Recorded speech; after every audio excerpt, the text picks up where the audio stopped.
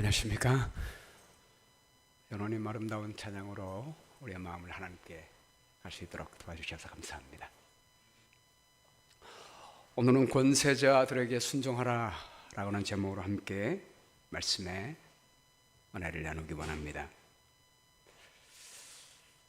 얼마 전에 우리 한국에서 성공회 신부 한 분과 우리 천주교회 신부 한 분이 SNS에다가 메시지를 올리고 기도문을 올리는데 윤석열 대통령이 타고 가는 전용기가 추락해서 죽게 해달라고 기도하는 문을 올렸습니다. 일반 평민도 아니고 사제가 하나님의 사랑을 전해야 하는 사제가, 용서와 하나님의 사랑을 실천해야 되는 사제가 이런 기도를 드림에 대하여 온 대한민국 전체가 발칵 뒤집히게 됐습니다. 여기에 대해서 즉각적으로 우리 성공회 측에서 공식적으로 교구장이 발표를 했습니다. 어떻게 생명을 존중해야 할 사제가 자신과 의견이 다르다고 해서 수많은 사람이 타고 있는 전용기의 추락을 염원할 수가 있겠습니까? 이는 생명의 존엄성을 무시한 처사이며 하나님의 참된 가르침을 알지 못하는 무지한 행동입니다. 사제 개인의 의사를 대한성공회와 대전교구의 공식 입장으로 단정 지어서는 안 됩니다. 성공의 신앙은 생명의 근원이신 하나님을 믿고 존중합니다. 그럼에도 사제의 직분을 가진 상태에서 여러 국민들과 교회 공동체에 씻을 수 없는 분노와 상처, 분란을 야기시킨 사제는 마땅히 자신의 행동에 책임을 져야 합니다. 대한성공회 대전교구는 해당 성직자가 하나님이 허락하신 생명을 무시하고 서로 사랑하라는 예수님의 가르침을 상실했다고 판단하여 그 즉시 사제직을 박탈하는 직권 연직을 인사 처리하여 공포하였습니다. 마지막으로 다시 한번 분노와 상처를 입으신 모든 분들에게 깊이 사과를 드리며 그리스도의 사랑과 자비를 실천하는 교회가 될 것을 약속드립니다.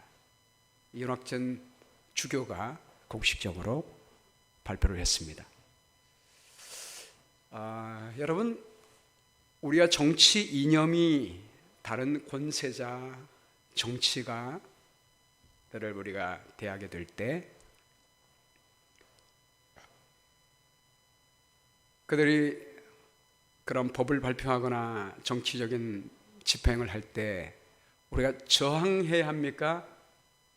복종해야 합니까?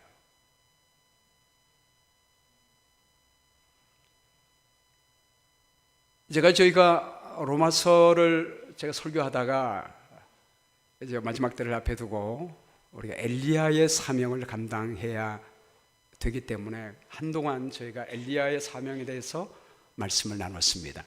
그래서 오늘부터 다시 로마서를 다룹니다. 저희가 12장까지 다루고 마쳤기 때문에 13장부터 16장까지 마저 마치려고 합니다. 다시 한번 우리 로마서 전체 주제를 우리가 파악할 필요가 있기 때문에 요약해드리면 1장부터 8장까지는 구원에 대해서 말씀을 했어요. 하나님의 은혜와 사랑으로 구원받는 삶이 무엇인지를 말씀했습니다. 그리고 9장부터 11장까지는 전도에 대하여 말합니다. 하나님의 사랑이 너무나 큰데 이 사랑을 알지 못하고 구원받지 못하는 삶을 사는 그 사람들을 향한 하나님의 마음을 표현한 것이 9장부터 11장까지입니다. 그리고 12장부터 마지막 16장까지는 이웃 사랑에 대하여 말씀하고 있습니다. 사랑으로 구원받은 사람이 어떻게 우리 인생을 살아갈 때 이웃과 관계를 가질 것인가라는 실제적인 면들을 말씀하고 있습니다. 구원받은 사람은 첫 번째, 구원받지 못한 사람을 향하여 말씀을 전하는 일을 해야 될 것이며, 두 번째, 우리의 실제적인 삶 속에서 하나님의 사랑을 실천하며 살아야 된다라고 말씀하고 있습니다. 저희가 12장까지 했고 이제 오늘 13장을 하는데요. 지금 14장이나 나오는데 잘못됐습니다. 로마서 13장은 권세자들과의 관계를 나타내고 있습니다.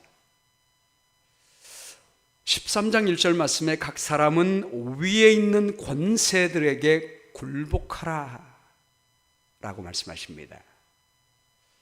굴복하라, 제가 오늘 제목은 순종하라 이렇게 했는데요, 굴복하란 말은 복종하라는 말입니다. 복종하라, 권세자들에게 복종하라, 굴복하라. 여러분, 이것이 금방 마음에 내키지 않죠? 권세자들에게 굴복하라. 특별히 내 마음에 들지 않는 권세자에게 어떻게 굴복할 것인가 라는 문제가 우리 마음속에 있습니다. 그래서 오늘 본문의 말씀은 왜 우리가 권세자들에게 굴복해야 되는가, 그 이유를 말씀하고 있습니다. 첫 번째는 모든 권세는 다 하나님께로부터 나왔기 때문이라고 말씀하고 있습니다. 각 사람은 위에 있는 권세들에게 굴복하라. 권세는 하나님께로 나지 않음이 없나니 모든 권세는 다 하나님이 정하신 바라 라고 말씀하십니다. 우리가 모든 권세자들에게 굴복해야 되는 이유가 여기 나와 있죠. 아주 클리어하게 하나님께서 모든 권세를 정하셨다라고 말씀하고 있습니다. 우리가 다니엘서를 보면요, 다니엘서 4장 17절 말씀에 이는 순찰자의 명령대로요 거룩한 자들의 말대로니 곧 인생으로 지극히 높으신 자가 인간 나라를 다스리시며 라고 되어 있습니다. 여러분, 이 세상에 인간 통치자가 세상을 다스리는 것 같지만 누가 다스린다고요? 지극히 높으신 분. 이 땅 위에 왕들이 있고 대통령이 있지만 그 위에 항상 지극히 높으신 분이 있습니다. 누구십니까? 하나님이십니다. 그래서 우리 하나님은 The King of Kings입니다. 왕 중에 왕이십니다. 세상에 아무리 높은 권력이 있을지라도 이 세상을 창조하시고 운행하시는 우리 하나님이 우주의 왕이 되십니다. 아멘이죠? 그리고 하나님이 우리 인간 나라를 다스리신다라고 말씀하고 있습니다. 죄악으로 물든 세상이고, 그렇지만 하나님을 믿지 않는 이 세상 권력까지도 온 세상을 하나님이 통치하신다고 말씀하고 있습니다. 인간 나라를 다스리시며 자기의 뜻대로 그것을 누구에게든지 주시며 또 지극히 천한 자를 그 위에 세우시는 줄을 알게 하려 함이니라.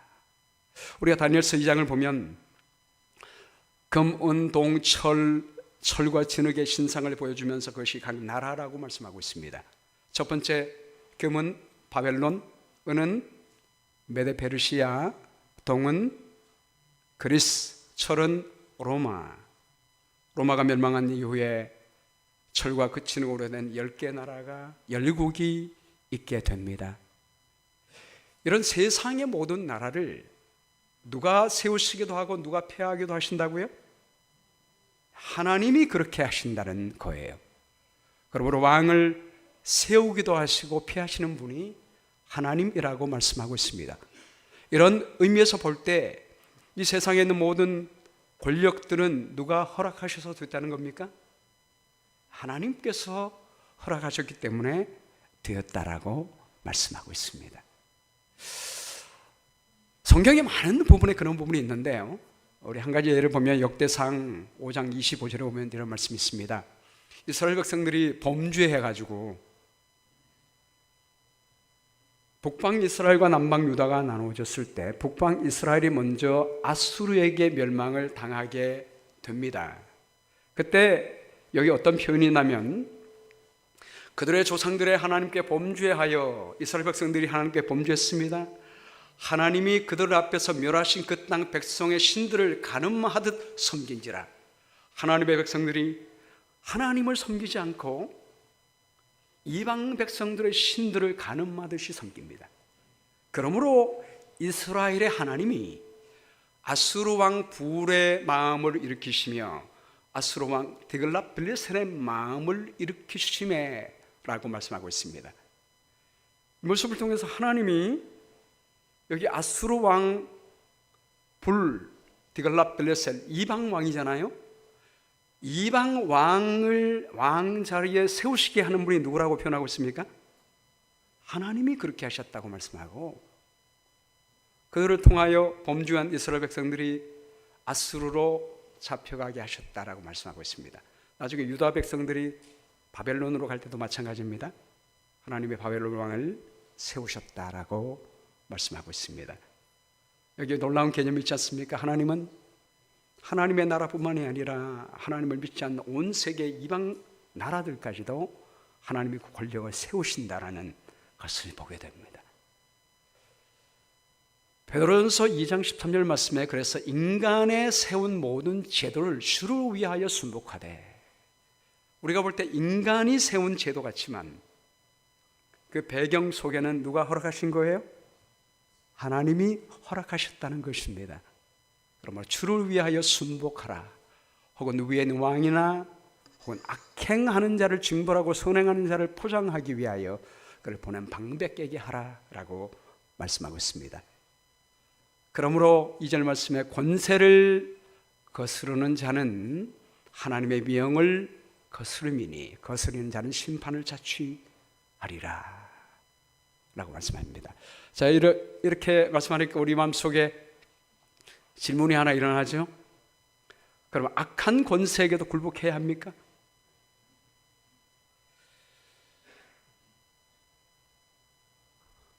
이 사진은 1938년 9월 10일자에 실린 사진으로 일제시대 때 우리 한국이 일제 침략하에 있을 때 일제에서는 신사참배를 강요했습니다.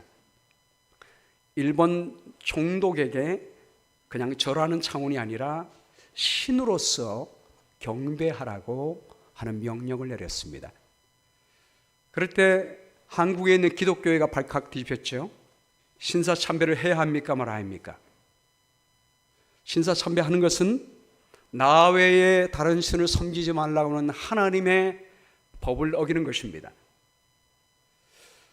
근데 분명히 오늘 말씀처럼 로마서 13장 1절 말씀에 모든 권세는 하나님이 세우신 것이니 굴복하라 라고 말했잖아요. 그 당시에 일본이 한국을 다스리고 있었고 권력이기 때문에 만약 하나님이 세우셨다면 그 권세에게 굴복해야 합니까? 일본 정부가 신사참배를 하라는 법을 반포하고 그 법에 불순종하게 되면 하나님의 법을 거스르는 것입니까? 이 두 가지 사이에서 기독교는 고민했습니다. 그래서 그 당시 장로교 총회에서 뭐라고 결정했냐면 로마서 13장 1절을 통하여 권세는 하나님이 세우신 것이므로 권세에게 굴복하라고 했으니까 우리가 신사참배하는 것이 성경적입니다라고 결정을 했어요. 그리고 신사참배를 했습니다. 여러분 여기에 대해서 어떻게 생각하십니까?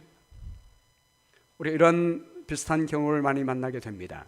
여기에 대해서 사도행전 4장을 보면 사도들이 예수님을 믿는 복음을 증거하니까 유대교에서 그들을 잡아다가 예수의 이름으로 말하지도 말고 가르치지 말라는 법을 내리게 됩니다. 그 당시에 사내들이는 이스라엘의 법이었습니다. 그 법을 반포하게 됩니다. 이럴 때 베드로와 요한이 이스라엘 나라에서 내린 그 법을 지키기 위하여 그 법을 따랐습니까? 아니지요. 베드로와 요한이 대답하여 이르되 하나님 앞에서 너희 말을 듣는 것이 하나님의 말씀을 듣는 것보다 옳은가 판단하라. 우리는 보고 들은 것을 말하지 아니할 수 없다라고 말했습니다. 그리고 5장에도 보면 법을 정했는데도 불구하고 계속해서 복음을 전하니까 그들을 잡아다가 공회 앞에 세우게 됩니다. 그때 대제사장이 말합니다. 우리가 이 이름으로 사람을 가르치지 말라고 언금하였으되 너희가 너희 가르침을 예루살렘에 가득하게 하니 이 사람의 피를 우리에게로 돌리고자 함이로다. 우리가 분명히 법을 반포했는데 너희가 법을 어겨서 이 일을 했으니 너희가 죽어도 이 피는 너희에게 책임이 있다라고 말합니다. 그럴 때 베드로와 사도가 말합니다. 사람보다 하나님께 순종하는 것이 마땅하니라. 여러분, 이 세상에 권력이 있지만 그 위에 항상 높은 권력이 있습니다. 지극히 높으신 분이 있습니다. 누구시라고요? 하나님이십니다. 하나님이 가장 높으신 권력입니다. 그러므로 세상의 법과 하나님의 법이 상충될 때 우리가 어느 법을 지켜야 되겠습니까? 하나님의 법을 지키는 것은 결코 세상 법을 어기는 것이 아닙니다. 더 높은 법을 지키는 것입니다. 그러므로 이것이 두 가지가 상충되게 될 때 우리는 세상 법을 어김에 대해서 양심의 가책을 받을 필요가 없어요. 하나님의 법을 지키면 되는 것입니다. 두 번째는 국가의 질서는 복음 전파에 도움이 되기 때문입니다. 본문 3절 말씀에 관원들은 선한 일에 대하여 두려움이 되지 않고 악한 일에 대하여 떠나니 너희가 권세를 두려워하지 아니하려느냐? 선을 행하라. 그리하면 그에게 칭찬을 받으리라. 하나님이 세우신 권력, 하나님이 어떤 사람을 세우시고 어떤 사람은 폐하시느냐? 오늘 말씀처럼 선을 권장하고 악을 저지하는 권력을 세우십니다. 어떤 권력을 폐하시느냐? 악을 조장하고 선을 핍박하는 세력을 하나님 내리십니다. 그러므로 하나님께서 권세에게 복종하라고 하실 때 이 관원, 하나님이 세우신 관원들은 선한 일에 대하여 권장합니다. 그리고 악한 일을 저지합니다. 우리가 선을 행할 때 칭찬하는 것입니다. 여러분, 미국 정부나 한국 정부에서 여러분이 살면서 이 국가에 살면서 착한 일 하고 선한 일 많이 하면 상 줘요, 안 줘요? 상 주잖아요. 권장하지 않습니까? 좋은 정부죠. 바울도 이런 경험을 많이 했어요. 바울이 사도행전 21장에 보면요, 바울이 선교하다가 1차, 2차, 3차 여행을 마치고 예루살렘에 오게 됩니다. 바울의 마음속에는 이방인들의 사도로 부름을 받았지만 이방인들이 아무리 많이 구원받아도 내 민족, 내 동족이 구원받지 못한 것에 대한 부담이 있었어요. 그래서 항상 선교한 다음에 보고하기 위하여 예루살렘에 왔지만 그 민족을 구원하기 위하여 항상 예루살렘에 왔습니다. 그러나 그 예루살렘에는 누가 기다리고 있어요? 이 바울을 죽이려고 하는 유대인들이 기다리고 있습니다. 그러나 그는 그의 생명을 개의치 않고 전도하러 그곳에 오게 됩니다. 나는 구원받았기 때문에 언제 죽어도 주님이 부활시켜 주실 것이라는 확신이 있었습니다. 죽을지라도 내 생명을 드릴지라도 그 민족을 구원하기 위하여 예루살렘에 옵니다. 근데 아니나 다를까 예루살렘에 와서 복음 전하니까 온 소동이 생긴 것입니다. 온 성이 소동하여 백성이 달려와 모여 바울을 잡아 성전 밖으로 끌어나가 문들이 닫히게 됩니다. 그들이 그를 죽이려고 합니다. 죽이려고 합니다. 하나님을 믿는 사람들이, 여러분이 같은 종교를 갖고 있는 사람들이 서로 죽이려고 합니다. 이럴 때 바울을 보호해 주는 사람이 누구예요? 우리 하나님을 믿지 않은 로마의 군인들, 이방인들이 오히려 바울을 보호합니다. 온 예루살렘이 요란하는 소문이 군대 천부장에게 들림에 그가 급히 군인들과 백부장들을 거느리고 달려 내려가니 그들이 천부장과 군인들을 보고 바울 치기를 그치는지라. 여러분, 세상의 권력이 지금 바울을 돕고 있잖아요. 복음 전파를 돕고 있습니다. 만일 로마 정부가 없었으면 바울은 즉각 죽임을 당했을 것이요, 그는 복음을 계속해서 전할 수가 없었을 것이에요. 사도행전 28장 16절에도 그가 로마에 도착합니다. 천부장 로마의 군인들의 호의를 받고 로마에 도착한 다음에 로마에 있는 유대인들이 오게 됐을 때 그가 그렇게 얘기해요. 로마인은 나를 신분하여 죽일 죄목이 없으므로 석방하려 하였으나 유대인들이 반대하기로 라고 말합니다. 그러므로 그는 하나님의 사자가 되어 내게 선을 이루는 자니라. 그러나 내가 악을 행하거든 두려워하라. 그가 공연히 칼을 가지지 아니하였으니, 여기 칼이라고 하는 헬라 말에 마카이로아라고 하는 뜻은요, 사형을 처할 때 쓰는 칼을 말해요.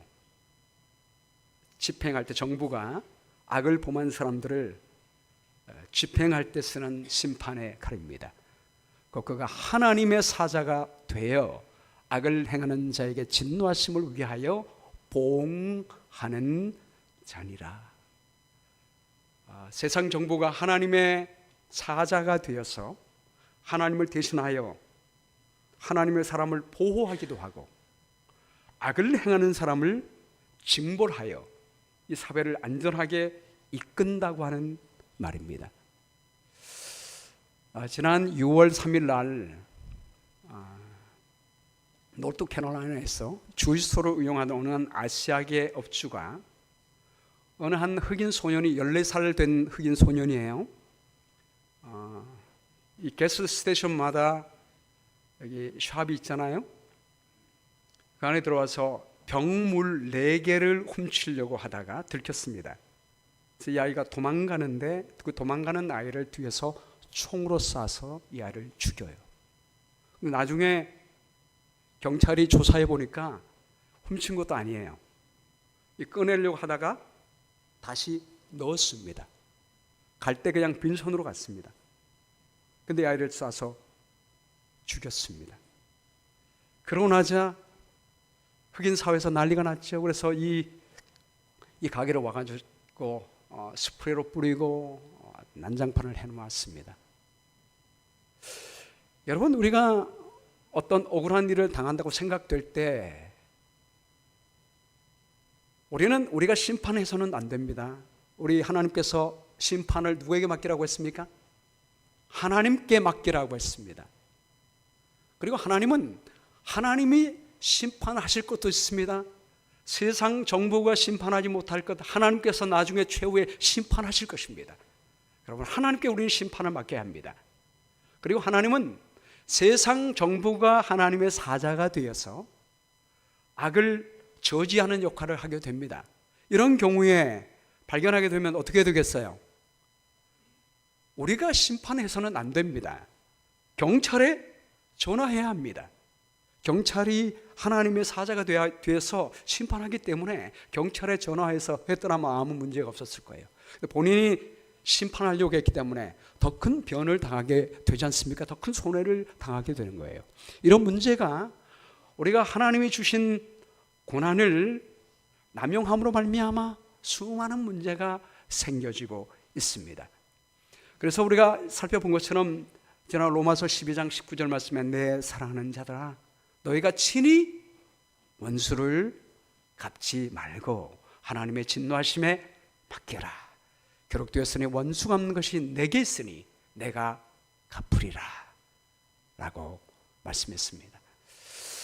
제가 지난번에도 콩고 다녀온 다음에 여러분께 말씀드렸듯이 저희가 이제 콩고 갔을 때 내전이 있었거든요.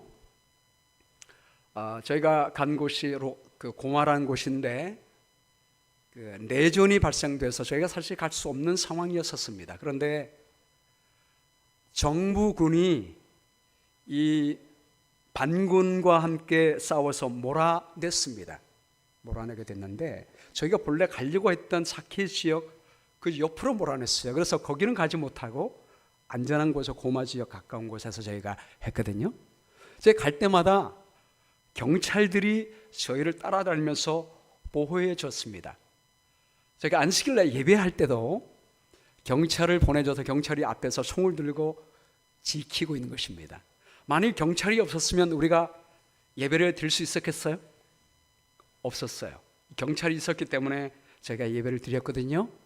그리고 밖에서 경찰들이 지키고 있기 때문에 그 학교 안에, 울타리 안에서 많은 아이들이 와서 그 아이들에게 복음을 전할 수가 있었습니다. 그러므로 세 번째, 이런 나라를 세우기 위하여 지원하라라고 말씀하고 있습니다. 본문 13장 16절 말씀에 너희가 공세를 바치는 것도 이를 위함이라 저희가 하나님의 일꾼이 되어 바로 이 일에 항상 힘쓰느니라. 여러분, 정부가 하나님의 일꾼이 되어 이 사회 질서를 위하여 일함으로 우리가 어떻게 될까요? 정부가 잘 그 일을 할 수 있도록 지원해야겠죠. 지원하는 일 중에 중요한 것이 세금을 내는 일이라고 말하고 있어요. 그래서 너희가 공세를 바치는 것도 이를 인함이라. 세금을 잘 내야지 정부가 그 세금으로 백성들을 지키는 일을 한다라고 말하고 있습니다. 이 아이디어는 바울이 예수님 말씀으로부터 온 거예요. 우리가 마태복음 22장을 보면 한 번은 바리새인들이 예수님께 와서 시험하면서 물었습니다. 당신의 생각에는 어떠한지 우리에게 이르소서. 가이사에게 세금을 바치는 것이 옳으니까? 라고 말했습니다. 이 질문을 한 의도가 뭐예요? 가이사에게 세금을 바치라고 하면 예수님을 로마 정부의 앞사위에 역적으로 모는 것입니다. 만약 바치지 말라고 하면 로마의 법을 어기는 사람으로 몰고 가기 위해서 함정을 빠뜨리는 것입니다. 이럴 때 예수님이 뭐라고 대답하셨습니까? 이르되 가이사의 것은 가이사에게, 하나님의 것은 하나님께 바치라. 동전 하나를 보여주면서 이 동전의 형상이 누구의 것이냐? 가이사의 것입니다. 그랬더니 주님이 하신 말씀이 가이사의 것은 가이사에게 바치고 하나님의 것은 하나님께 바치라. 아주 유명한 말씀하셨습니다.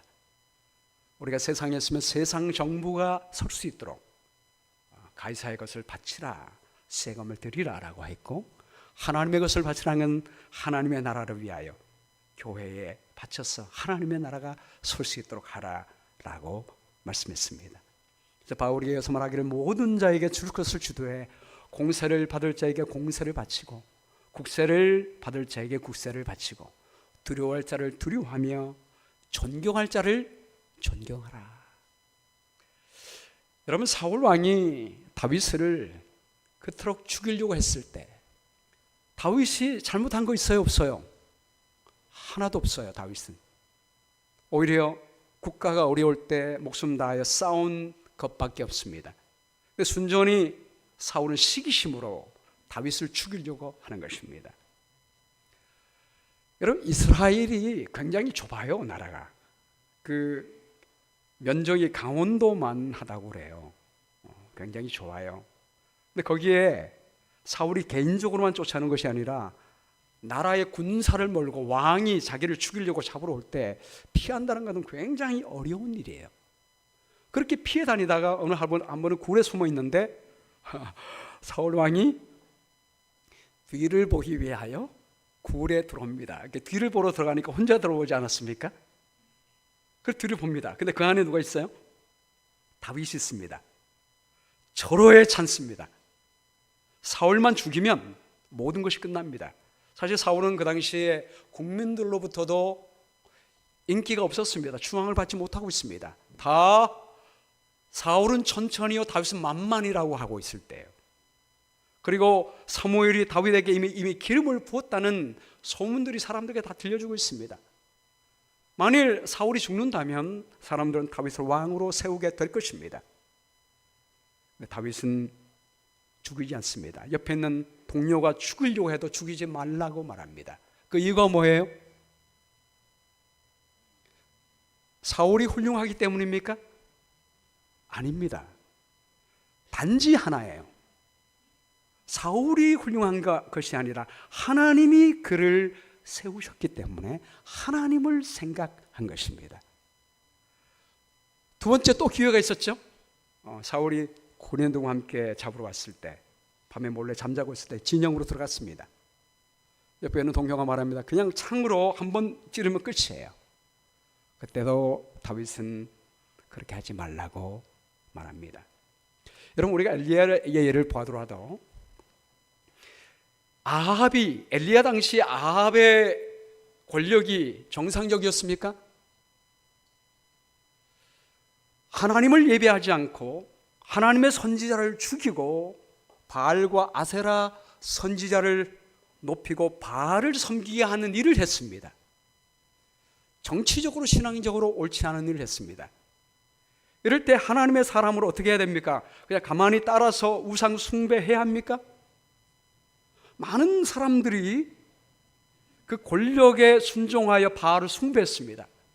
그러나 엘리야는 그렇게 하지 않았습니다. 담대히 가서 3년 반 동안 비가 내리지 않겠다고 선언했습니다. 그리고 3년 반 이후에 하나님께서 보내셨을 때 말씀을 증거하러 갑니다. 하나님의 말씀을 하는 것입니다. 그때 아합이 말하기를, 엘리야를 볼 때 그에게 이르되 이스라엘을 괴롭게 하는 자여 너냐? 라고 말할 때 엘리야는 왕이지만 담대히 말합니다.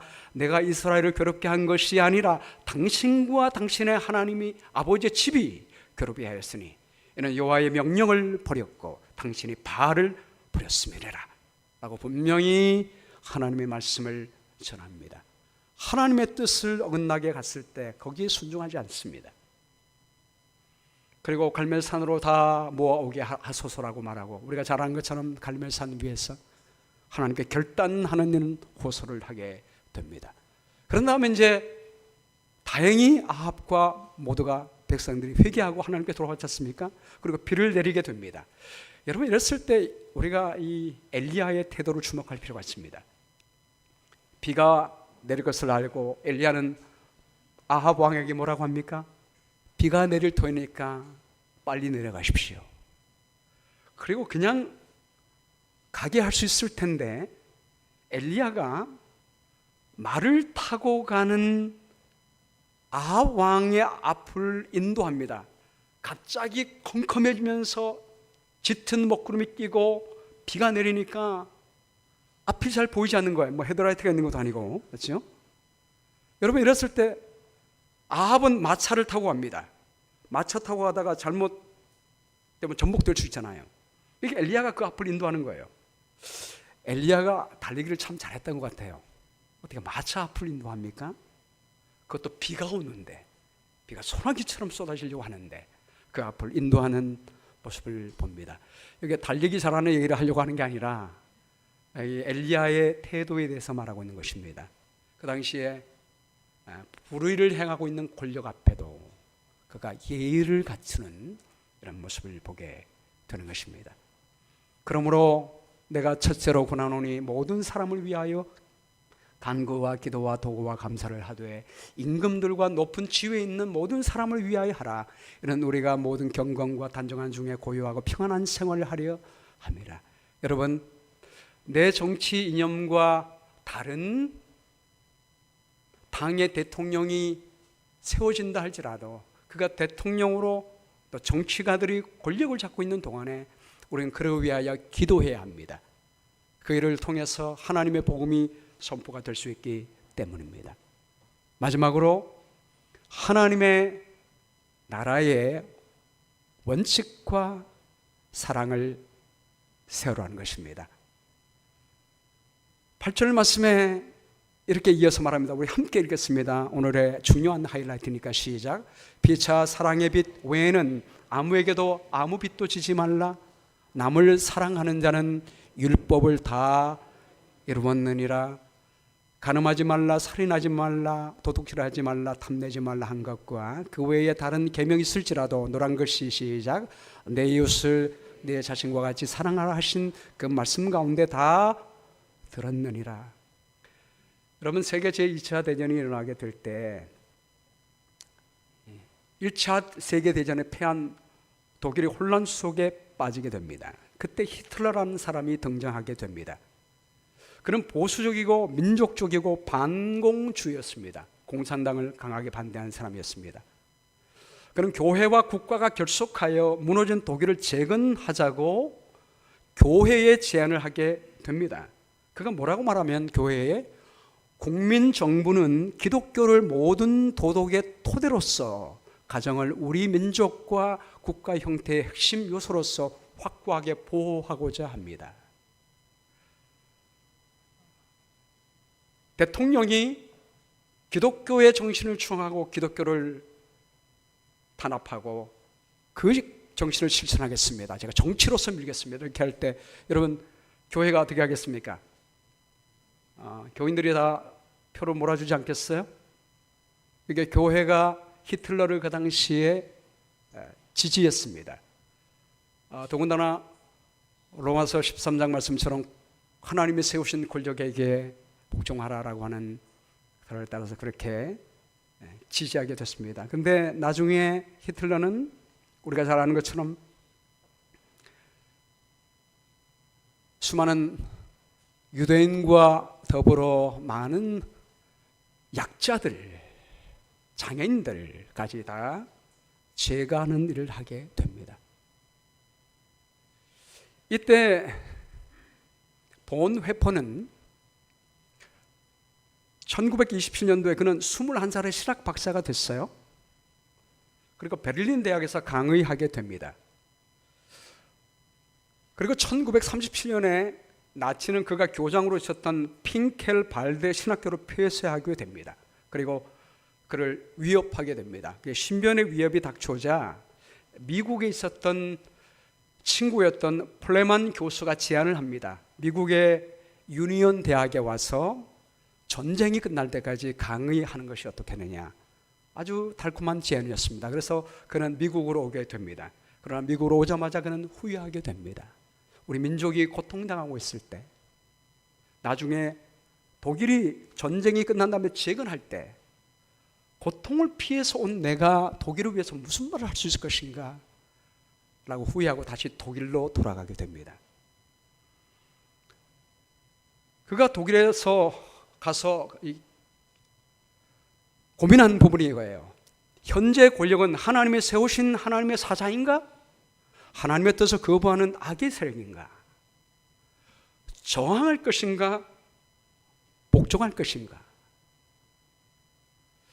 그러니까 나중에 저항과 복종이라는 책을 썼는데 이분이 이제 감옥에 갇히게 돼요. 감옥에 갇히게 되고 1943년도에 감옥에 갇히게 된 이후로 아쉽게도 바로 해방되기 전인 1945년 5월 달에 감옥에서 사형을 당하게 돼요. 아쉽게도. 근데 우리 긴장기 줄여서 그가 이렇게 말합니다. 사명과 복종은 동전의 양면과 같습니다. 우리가 사명을 이루기 위해서는 국가의 안정을 위하여 복종해야 합니다. 그런데 우리가 이 권력 앞에 저항해야 될 것인가 복종해야 될 것인가 판단하는 것이 중요한데 우매함을 극복하는 것이 중요합니다. 그 우매함을 극복하는 것이 무엇인가? 그 길은 하나님을 경외하는 것이 지혜의 근본이라는 성경의 말씀을 따라야 합니다. 이 하나님의 말씀만이 사람의 내면을 해방시켜 줍니다. 하나님 앞에서 책임을 다하며 살게 하는 것만이 우매함을 극복하는 유일하고 실제적인 방법입니다. 여러분의 예수님은 이 세상에 오셔서 빌라도 앞에 서서 말씀하기를 내 나라는 세상에 속한 것이 아니다 라고 말씀했습니다. 말고의 귀를 베드로가 쳤을 때 칼로 세상을 정복한 자는 칼로 망한다고 말씀하시고 말고의 귀를 자기를 잡으러 온 그 말고의 귀를 고쳐주셨습니다. 그리고 십자가를 지시면서 당신을 죽이는 그 사람을 향하여 용서하셨습니다. 그리고 사랑의 세상을 세우셨습니다. 그래서 바울은 오늘 본문 말씀에 사랑은 이웃에게 악을 행하지 아니하느니 그러므로 사랑은 율법의 완성이니라라고 말한 거예요. 어저께 우리 김종화 장로님이 설교하는데 오늘 희한하게 똑같은 오늘과 말씀하고 하는 모습을 통해서 우리 하나님의 성령께서 역사하시는 것을 제가 느끼게 됐습니다. 함께 읽어볼까요? 시작. 내 원수가 주리가든 먹이고 목마르거든 마시게 하라. 그리함으로 내가 숯불을 그 머리에 쌓아 놓으리라. 악에게 지지 말고 선으로 악을 이기라. 우리 하나님이 우리에게 주시는 말씀은 세상의 원리에서 벗어나서 해방되어 하나님이 보시는 시각 속에서 살아라라고 말씀하고 있습니다. 어떤 당이 아니라 하나님이 세상을 바라보는 시각에서, 하나님이 우리 모든 사람을 바라보는 시각에서 우리 모두가 그리스도 안에서 한 몸이라는 시각에서 사랑의 시각으로 바라보라고 말씀하고 있습니다. 제가 우리 김정환 장로님 제가 설교 들으면서 우리 장로님이 이런 하나님의 시각을 가지고 세상으로 볼 때는 바보 같은 일이지만 하나님의 시각으로 살아가겠다고 이렇게 설교하는 모습이 너무나 감사했습니다. 이거는 우리 김정환 장로님뿐만 아니라 우리 모든 교우들의 모습처럼 보여졌습니다. 우리 워싱턴 스펜서빌 교우들이 이 세상의 정치 이념을 넘어서서 우리 예수님의 사랑의 관념으로 세상을 바라보고 그렇게 살아가자고 하는 모습으로 보여서 너무 하나님께 감사했습니다. 오늘 본문 말씀의 마지막에 마치면서 이렇게 말합니다. 또한 너희가 이 시기를 알거니와 자다가 깰 때가 벌써 되었으니 이제 우리의 구원이 처음 믿을 때보다 가까웠습니다. 여러분, 다니엘 2장처럼 세상 나라는 무너지고 말 것입니다. 이제 하나님의 나라가 서게 될 것입니다. 하나님의 나라의 원칙이 바로 이것입니다. 이웃에게 악을 행하지 않은 나라, 원수를 위하여 기도하는 나라가 하나님의 나라입니다.